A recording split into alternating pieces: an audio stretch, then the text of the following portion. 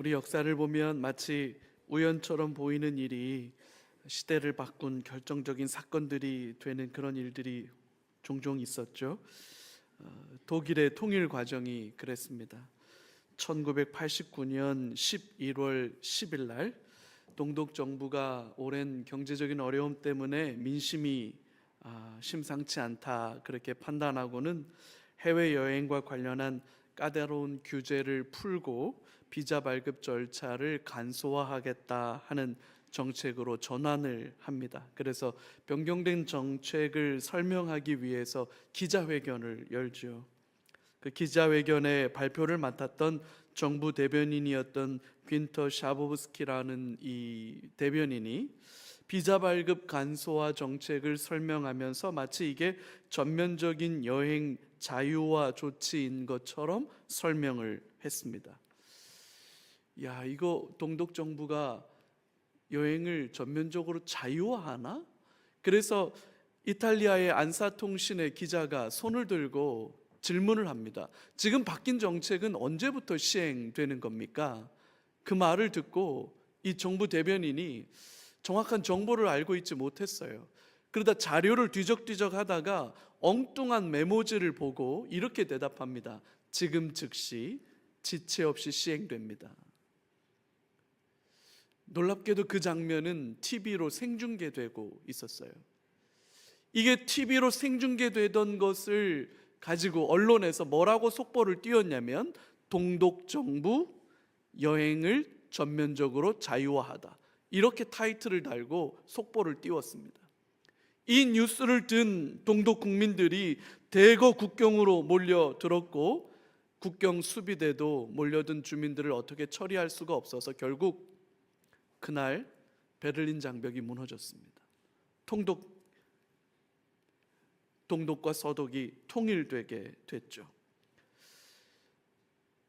정부 대변인의 허술한 정책 발표와 기자의 질문, 그리고 언론의 오보가 만들어낸 엉뚱한 사건이었습니다. 사람들은 이걸 설명할 길이 없어서 우연이다, 실수에 의해 벌어진 일이다 라고 말하고 있지만 정말로 그게 우연일까? 정말로 그게 실수일까? 여러분 어떻게 생각하십니까? 남유다가 바벨론에 멸망당하던 시점에 아직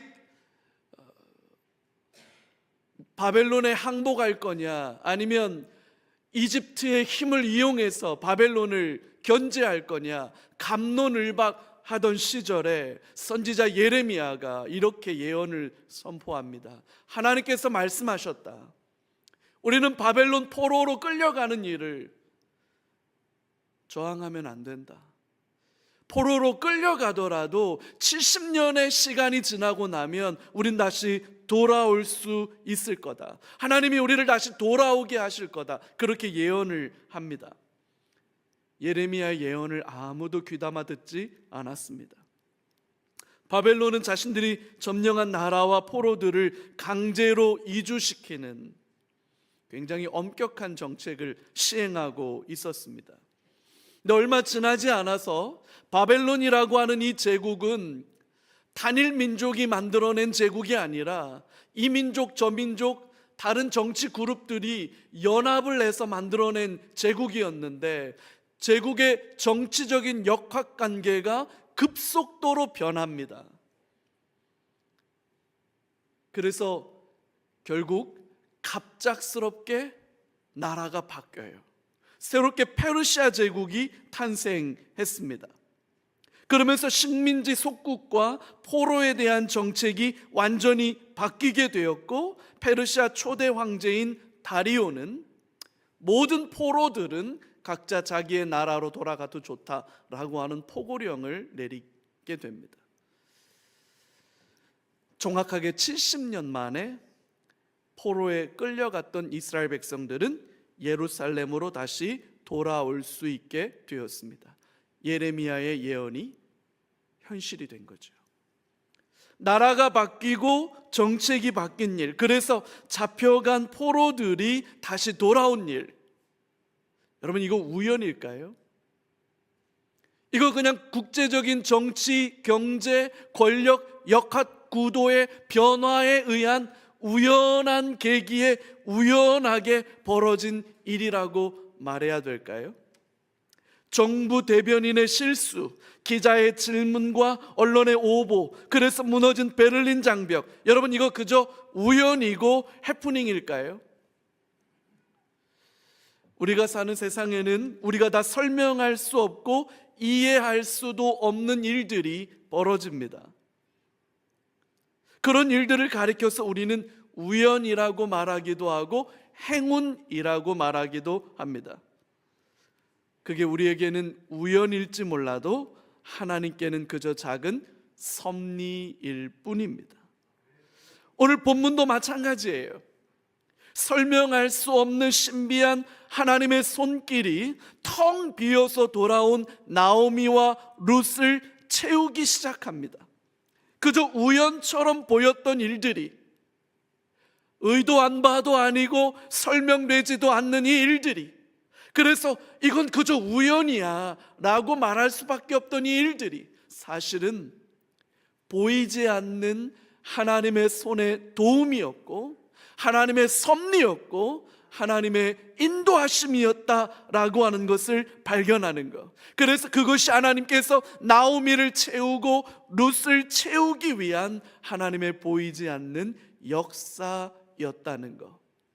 그걸 발견하는 게 오늘 본문의 제일 중요한 메시지가 될 겁니다. 우리 본문 안으로 들어가서 하나씩 한번 묵상해 보도록 하지요. 첫 번째는 오늘 본문이 참 재미있는 말을 하고 있습니다. 우연히 일어났다고 합니다. 그렇죠. 따지고 보면 우연은 우연히 일어나는 겁니다. 우연히 일어나니까 우연이라고 하는 거죠. 추수밭에서 떨어진 이삭을 줍는 것, 이건 이스라엘 백성들 안에 고아와 과부, 이방인 나그네들이 생존을 위해서 할 수 있는 마지막 최후의 보루와 같은 그런 일입니다. 룻에게도 이건 예외가 될 수 없었어요. 오늘 3절의 본문을 같이 한번 볼까요? 함께 읽습니다. 룻이 가서 베는 자를 따라 밭에서 이삭을 줍는데 우연히 엘레멜렉의 친족 보아스에게 속한 밭에 이르렀더라. 아멘. 여러분, 성경에 우연이라고 하는 단어가 등장하는 아주 희귀한 본문이에요. 룻이 가서 베는 자를 따라 밭에서 이삭을 주었는데 우연하게 엘리멜렉의 친족인 보아스에게 속한 밭이었다라고 되는데, 이 말에 우리말 번역이 조금은 아쉬워요. 우리말로는 자연스럽게 번역해 놓았지만 원문이 가지고 있는 그 진짜 메시지가 조금은 가려졌어요. 히브리어 원어로 이 본문을 좀 더 의미를 살려서 번역해 보면 이렇게 번역됩니다. 룻이 갔다. 그녀는 베는 자들 뒤에서 이삭을 주었는데 그녀의 우연히 일어나 엘리멜렉의 가족인 보아스의 밭에 이르렀다. 이렇게 되는 거예요. 그녀의 우연히 일어났다. 이렇게 돼 있는 단어예요. 그걸 우리말로는 우연이라는 말을 반복하지 않고 그냥 썼지만 히브리어에서는 이 우연이란 단어를 의도적으로 2번을 반복해서 쓴 거예요. 우연히 일어났다. 여기서 말하는 우연이라고 하는 건 룻이 이삭을 줍기 위해서 들어간 밭이 하필이면 시아버지 엘리멜렉의 친족인 보아스의 밭이었다는 거예요. 뿐만 아니라 그 보아스라고 하는 사람을 1절에서는 유력한 사람이라고 표현합니다. 유력하다라고 하는 이 말이 단순히 돈 많고 힘 꽤나 쓴다라고 하는 뜻이 아니라 그걸 넘어서서 보아스가 유력한 사람이라는 말은 하나님을 경외하는 사람이고 진실한 사람이고 존경할 만한 인격을 가진 사람이었다, 이렇게 말하고 있는 거예요. 사사시대에 아무도 하나님을 두려워하지 않고 각자 자기 소견에 오른 대로 살아가기만 했던 그 사사시대에, 그 어둡고 혼란한 시대에 믿음을 지키며 사는 사람이 있었다는 거예요. 하나님을 사랑하고 하나님을 경외하는 사람이 있었다는 거예요. 이게 얼마나 놀랍고 감사한 일입니까? 놀라운 건 이거예요. 룻은 그저 떨어진 곡식 그 이삭을 주어서, 그거라도 주어서 먹고 살아야겠다라는 그 간절하고 절박한 마음으로 추수하고 있는 밭에 들어간 겁니다. 그게 누구 밭인지 몰라요. 그냥 이 밭이 적당하겠다 싶어서 들어간 겁니다. 룻에게는 의도한 일도 아니고 알고 한 일도 아닙니다. 그러나 그 밭이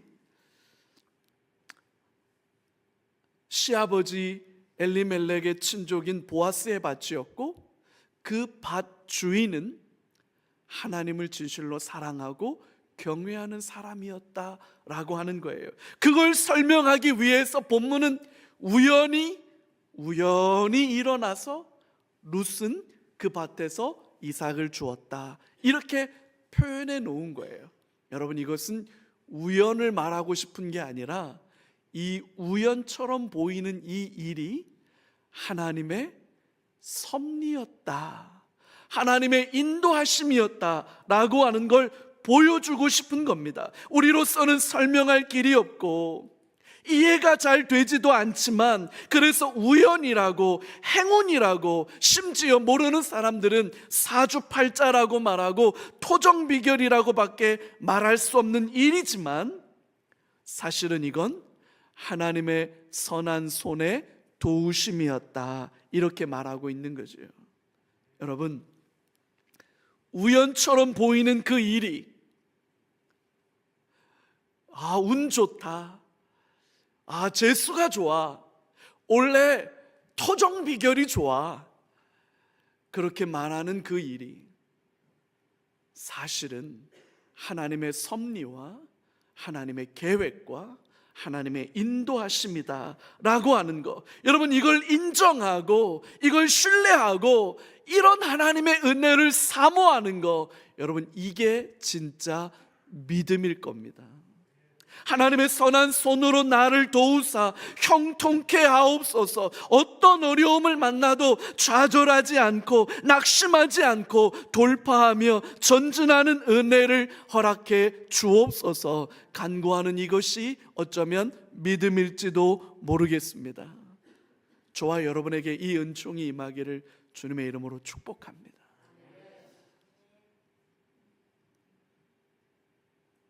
그래서 여러분, 진짜 신앙인은 우리 주 예수 그리스도의 이름으로 서로에게 복을 빌어주는 사람들이에요.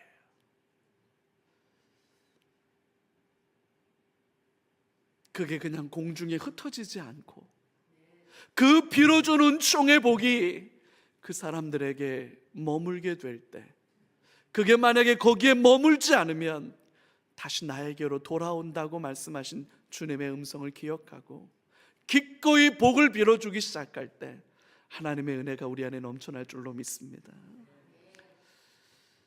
우연히 일어났다라고 말하는 이 본문 속에 또 하나 우리가 붙잡아야 되는 너무나 귀한 메시지가 있는데, 하나님 아버지를 닮은 보아스의 모습이에요. 룻기의 핵심 주제가 하나님의 헤세드 사랑이라고 말씀드렸습니다. 헤세드라고 하는 그 하나님의 사랑, 포기하지 않고 한결같고 여전히 기다려주고 참아주고 넉넉하게 베풀어주는 사랑을 가리키는 말이죠. 이런 하나님의 사랑이 저와 여러분들의 삶에 오늘도 여전히 함께 하시기를 주의 이름으로 축복합니다. 근데 여러분, 우리가 살면서 하나님의 헤세드 사랑을 경험한다면 어떻게 하면 우리는 그 사랑을 경험할 수 있을까요? 우리가 헤세드 사랑을 경험할 수 있는 길이 어디 있을까요?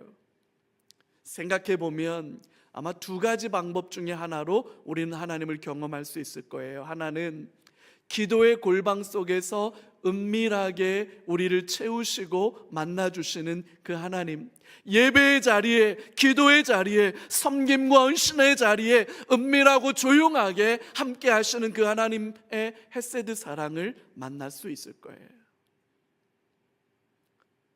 또 하나가 있다면 하나님을 닮은 성숙한 인격을 가진 사람과 사람들의 관계 안에서 우리는 이 하나님의 헤세드 사랑을 만나게 될 수 있다는 거죠. 보아스가 바로 그런 인물입니다. 오늘 보면 4절을 같이 한번 볼까요? 4절 같이 한번 읽겠습니다. 마침 보아스가 베들레헴에서부터 와서 베는 자들에게 이르되 여호와께서 너희와 함께 하시기를 원하노라 하니 그들이 대답하되 여호와께서 당신에게 복 주시기를 원하나이다 하니라. 주인과 고용된 일꾼들 사이에 주고받는 인사를 주목해 볼 필요가 있습니다. 뭐 의례적인 인사 아니겠나 이렇게 볼 수도 있겠지만, 주인과 고용된 일꾼들 사이에 나누는 이 인사가 참 따뜻하다. 그저 갑과 을의 관계, 사용자와 노동자의 관계 안에 대립과 갈등이 드러나고 있는 게 아니라, 누구는 밭 주인이고 누구는 고용된 일꾼이라고 하는 이런 계급적인 인식들이 아니라 서로를 사랑하고 서로를 존중하는 형제의 따뜻한 모습이 드러나고 있다는 거예요. 보아스가 이삭을 줍고 있는 낯선 여인을 봅니다. 누군지 물어봐요. 룻이지요. 룻이라는 걸 발견하고 난 뒤에 보아스가 어떻게 반응하는지를 한번 보시죠. 오늘 본문 8절과 9절 말씀입니다. 이것도 같이 한번 읽을까요?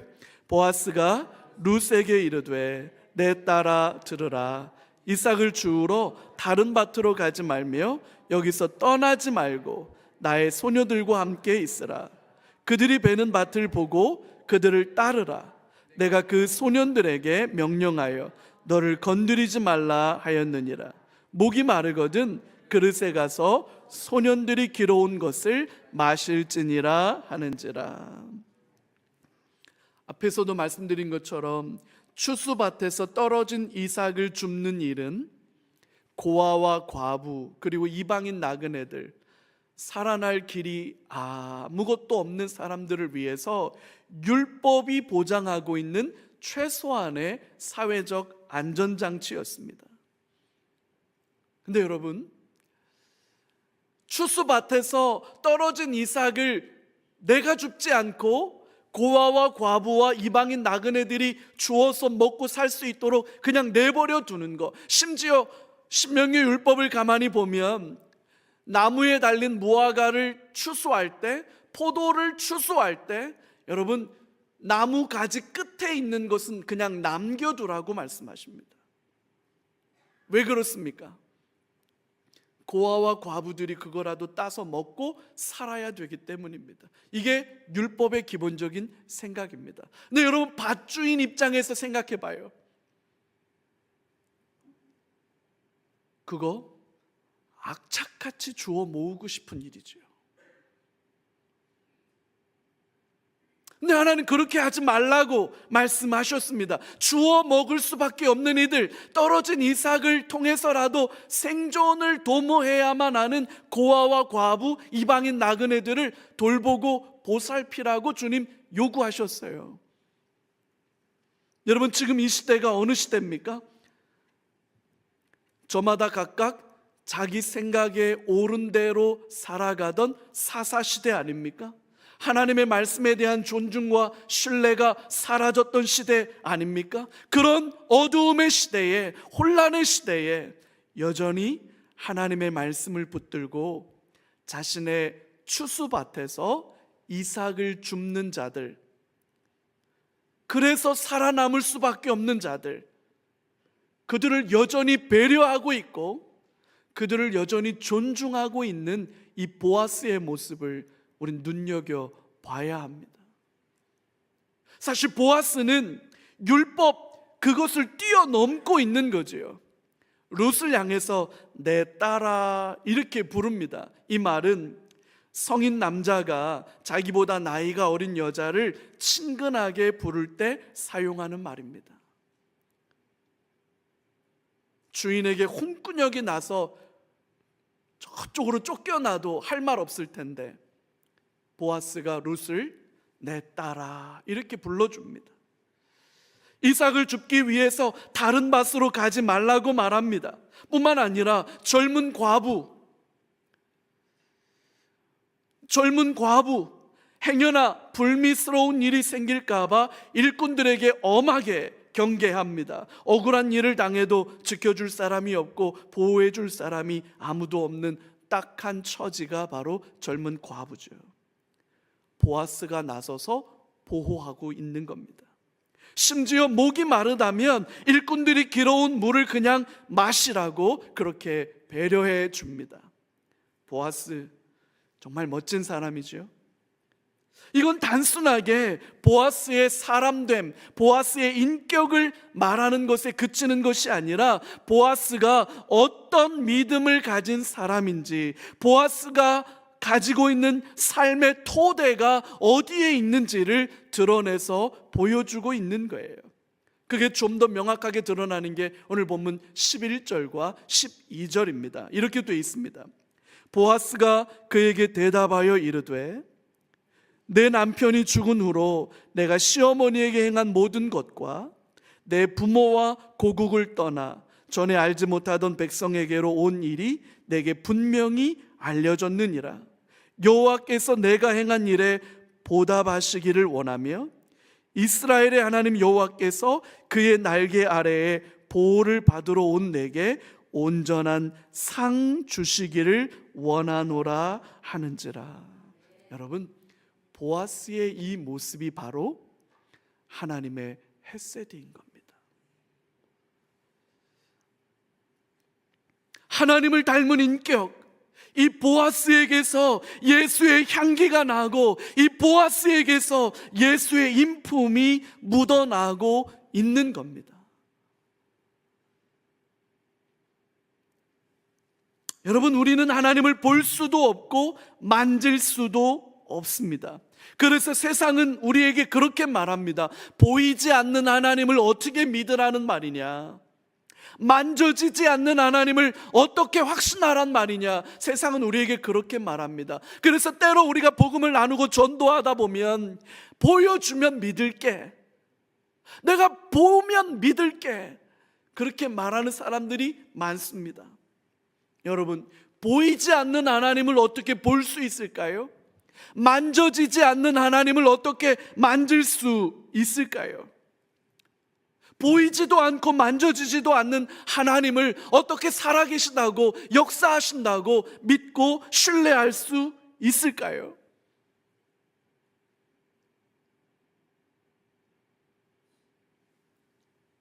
저와 여러분이 하나님을 드러낼 수 있어야 합니다. 저와 여러분을 통해서 사람들이 하나님을 만날 수 있어야 합니다. 경험할 수 있어야 합니다. 느낄 수 있어야 합니다. 그래서 예수님은 제자들에게 이렇게 말씀하셨습니다. 서로 사랑하라.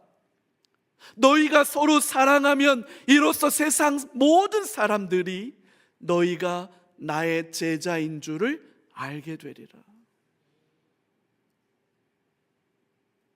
우리가 사랑할 때 사람들은 하나님을 봅니다. 왜냐하면 하나님은 사랑이시기 때문이 그래요. 우리가 말과 혀로만 사랑하지 않고 행함과 진실함으로 사랑할 때, 정말로 그렇게 사랑할 때 세상은 저와 여러분을 통해 하나님을 볼 수 있게 되고 만질 수 있게 되고 경험할 수 있게 되는 겁니다. 저와 여러분에게서 하나님의 헤세드가 넘쳐나야 되는 거예요. 이 설교를 준비하면서 하나님 앞에 그런 기도를 드린 날이 있습니다. 연목사의 목회가 가장 아름답게 남겨진다면 그건 뭘까? 교회가 부흥하고 교회가 아름다운 건축물을 갖고 성도들이 자랑스러워하는 교회가 된다면 그게 연목사의 목회의 아름다운 열매가 될까?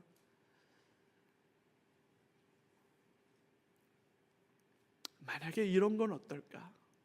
나는 우리 담임 목사에게서 하나님을 본다. 나는 우리 담임 목사에게서 하나님의 진실한 사랑을 느끼고 경험한다. 이럴 수 있으면 얼마나 좋을까? 여러분 기도해 주시기 바랍니다. 우리에게서 무엇이 드러나고 우리에게서 무엇이 남겨지기를 바랍니까? 내 삶을 통해 그 사람 유능하지, 그 사람 참 실력 있어. 여러분 유능함과 실력은 하나님을 드러내지 못합니다. 우리가 사랑할 때 우리가 기꺼이 참아주고 여전히 기다려주고 여전히 넉넉하게 베풀어 줄 때, 그럴 때 세상은 비로소 하나님을 봅니다. 하나님을 만지고 하나님을 경험하게 되는 거죠. 어쩌면 우리에겐 이게 필요할 거예요. 저와 여러분에게서 하나님의 헤세드 사랑이 넘쳐나는 은혜가 있기를 간절히 기도합니다. 저와 여러분은 이 시대를 살아가는 보아스여야 합니다.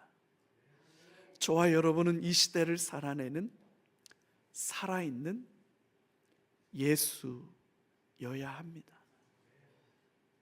부족해도 우리의 한계와 연약함 속에서도 예수로 살아가는 저와 여러분들 되시기를 주님의 이름으로 축복합니다. 마지막으로 오늘 본문 속에서 우리가 한 가지 더 확인하고 넘어가야 되는 것이 있습니다. 은혜가 은혜인 줄 아는 믿음. 여러분 이게 우리에게 필요하다는 거예요. 룻은 보아스가 보여주는 친절한 배려를 보고 몸둘 바를 몰라 합니다. 룻의 반응이에요. 10절에 이렇게 말합니다. 룻이 엎드려 얼굴을 땅에 대고 절하며 그에게 이르되 나는 이방 여인이거늘 당신이 어찌하여 내게 은혜를 베푸시며 나를 돌보시나이까. 13절이에요. 룻이 이르되 내 주여 내가 당신께 은혜 입기를 원하나이다. 나는 당신의 하녀 중에 하나와도 같지 못하오나 당신이 이 하녀를 위로하시고 마음을 기쁘게 하신 말씀을 하셨나이다 하니라. 여러분 룻의 반응을 가만히 좀 보시죠. 호의가 계속되면 특권인 줄 안다, 그런 말이 있습니다. 반복되는 호의에 적응하는 거예요. 그리고 그 호의가 마치 당연한 것처럼 그렇게 여기는 일들이 벌어진다는 겁니다. 여러분 아니지요. 호의가 계속된다고 해서 그걸 특권인 줄 착각하면 큰일 나는 겁니다. 호의가 호의인 줄 알고 은혜가 은혜인 줄 아는 것이 필요하죠. 그걸 잃어버리지 않는 게 우리 인생에 너무나 중요합니다. 살아보면서 정말 깊이 느끼는 것 중에 하나가 바로 이거예요. 호의가 호의인 줄 알아보는 거, 은혜가 은혜인 줄 알아보는 거, 그게 당연한 권리인 줄 알고 안 됩니다. 그래서 우리 인생이 괴로운 거예요. 룻은 자신의 딱한 처지를 무기로 삼지 않았습니다. 하찮은 이방 여인 과부에게 베풀어진 보아스의 호의가 당연한 게 아니라 하나님의 헤세드 사랑을 반영하고 있다는 걸 깨닫는 거죠. 그래서 자기에게는 그럴 만한 자격도 없고 조건도 안 되지만 그럼에도 불구하고 룻은 보아스를 향해서 내 주여, 내가 당신께 은혜 입기를 원합니다 라고 조심스럽게 간청하고 있는 거예요. 여러분, 은혜가 은혜인 줄 아는 거, 여러분 어쩌면 이거야말로 진짜 지혜이자 믿음일지도 모릅니다. 여러분, 하나님께서 저와 여러분에게 은혜를 베풀어 주셔야만 할 어떤 의무와 책임감이 있다고 착각해서는 안 됩니다. 은혜를 구하는 마음은 가난한 마음으로 구하는 거예요.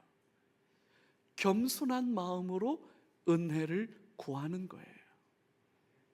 그게 은혜를 아는 자의 기본적인 애티튜드죠.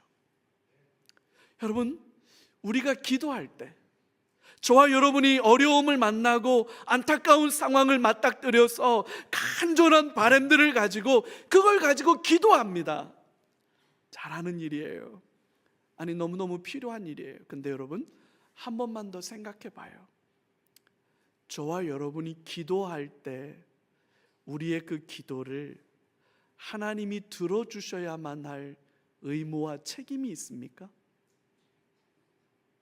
하나님이 저와 여러분들을 은혜 베풀어 주셔야만 할 어떤 빚이 있습니까? 저와 여러분에게 호의를 베풀어 주셔야만 할 헤세드 사랑을 나타내 보여주셔야만 할 의무와 책임이 하나님께 있냐고요. 오히려 성경은 그 반대라고 말하죠. 에베소서 2장 2절과 3절에서 성경은 분명하게 우리에게 이렇게 알려주고 있습니다. 같이 한번 읽을까요? 그때에 너희는 그 가운데서 행하여 이 세상 풍조를 따르고 공중의 권세 잡은 자를 따랐으니 곧 지금 불순종의 아들들 가운데서 역사하는 영이라.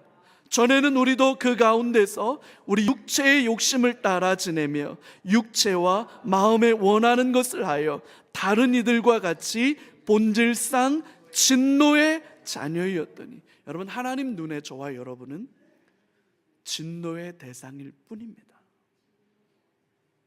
하나님의 심판을 면할 수 있는 길이 없다고 성경은 분명하게 말하고 있습니다.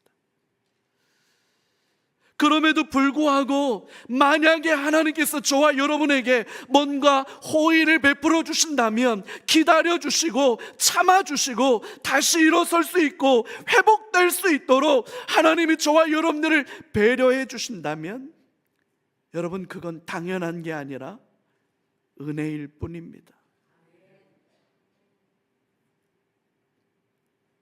오늘 아침에 여러분들이 잠에서 깰 때 오늘도 하루가 시작됐구나, 여러분, 그게 당연한 거 아니라 오늘이란 날을 허락해 주셨구나, 이게 은혜인 줄 아는 게, 여러분, 그게 믿음이에요. 주님의 몸된 교회가 여전히 부족하고 여전히 한계가 있고 여전히 안타까운 게 사실이지만 주님이 우리에게 이 공동체를 주셨다는 게 은혜라는 거예요. 은혜가 은혜인 줄 아는 게 믿음이에요. 보아스를 통해서 보여주신 하나님의 헤세드 사랑이라는 거예요. 여러분, 그게 우연처럼 보일 수 있습니다. 뜻하지 않던 행운처럼 보일 수도 있습니다. 그래서 사람들은 우연이라고 말하고 행운이라고 말하고 심지어 사주팔자라고도 말합니다. 아니지요. 그건 우연이 아니라 행운이 아니라 사주팔자가 아니라 하나님의 포기하지 않는, 지치지 않는 사랑입니다. 그 사랑이 저와 여러분들을 오늘도 살아갈 수 있도록 북돋아 주시는 줄로 믿습니다. 그 하나님의 사랑이 저와 여러분들로 하여금 소망하게 하고 노래하게 하고 감사하게 하는 줄로 믿습니다. 그래서 어쩌면 감사야말로 믿음이다. 감사야말로 믿음이다. 당연하다고 생각하는 사람들은 감사하지 않습니다. 내가 누릴 권리라고 생각하는 사람들은 감사하지 않습니다. 그저 하나님이 베풀어 주신 사랑이구나, 이걸 인정하는 사람들이 감사하는 거예요. 여러분, 감사할 줄 아는 게 믿음입니다. 감사로 저와 여러분들의 믿음이 하나님께 드려질 수 있기를 바랍니다. 감사야말로 당연하게 여기지 않고 은혜였다고, 헤세드 사랑이었다고, 하나님의 섭리와 주권이었다고 고백하는 진짜 믿음일 겁니다. 여러분, 올 한 해 저와 여러분에게 하나님의 보이지 않는 선한 손의 도우심이 갑작스러운 우연처럼 다가올지도 모릅니다. 기대하지 않는 특별한 베품과 사랑과 호의로 다가올지도 모릅니다. 어쩌면 여러분 그 반대일지도 몰라요. 전혀 예상치 못한 어려움, 전혀 기대하지 않은 아픔일지도 몰라요. 우연히 일어났다고 오늘 본문이 표현하면서 그건 우연이 아니라 하나님의 섭리였다고 가르쳐주고 있는 것처럼, 여러분 오늘 한 해를 살아갈 때 저와 여러분들이 아침마다 깰 때 하나님의 선하심과 인자하심을 감사함으로 노래하는 은혜가 있기를 주의 이름으로 축복합니다. 하루의 일과를 마치고 저녁에 잠자리에 들 때 하나님이 나를 이렇게 안으시고 보호하시고 인도하셔서 평안한 잠자리에 눕게 하시는도다, 그 하나님을 노래하고 찬송하는 은혜가 있기를 주님의 이름으로 축복합니다. 하나님이 허락해 주신 가족, 자녀, 여러분 하나님이 주신 남편, 하나님이 주신 아내, 은혜인 줄로 고백하는 저와 여러분들 되시기를 바랍니다. 주님의 몸된 공동체, 이게 하나님의 은혜인 줄로 알고 고백할 수 있기를 바랍니다. 특권 아니에요. 그 권리 아니에요. 우리가 마땅히 받아야 할 대접은 하나님의 진노의 심판이에요. 하나님, 그럼에도 불구하고 나를 사랑해 주시고 보호해 주시고 인도해 주셔서 기다려 주신 은혜를 감사합니다. 그 은혜로 살아가는 복된 한 해가 되게 하여 주옵소서. 이 고백과 믿음의 선포가 넘쳐나는 저와 여러분 다 되시기를 주님의 이름으로 축복합니다. 우리 같이 한번 기도해요. 우리 말씀 붙들고 같이 기도할 때 우리 세 가지 기도 제목 같이 한번 선포하고 기도하겠습니다. 첫 번째 같이 할까요? 하나님의 헤세드 사랑으로 인도해 주시고 보호해 주옵소서. 아멘. 두 번째요, 성숙한 인격과 믿음으로 하나님의 살아계심을 증거하게 해 주옵소서. 아멘. 세 번째요, 헤아릴 수 없는 신비한 하나님의 은총에 감사하는 삶이 되게 해 주옵소서. 우리 말씀 붙들고 주신 은혜 붙들고 기도의 자리로 같이 나아가겠습니다. 아버지 하나님 감사합니다. 오늘 우리에게